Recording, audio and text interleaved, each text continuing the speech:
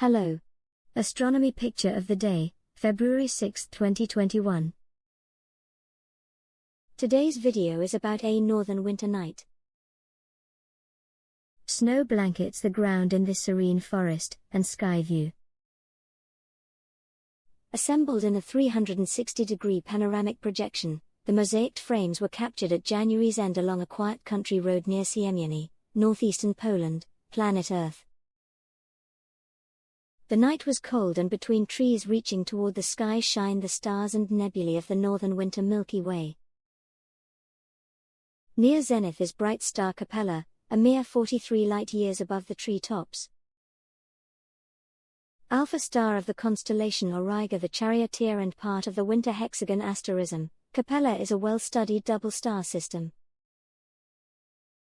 Follow the Milky Way above and right of Capella and you might spot the familiar stars of Orion in the northern winter night. Thanks for watching. And don't forget to like, comment, and share.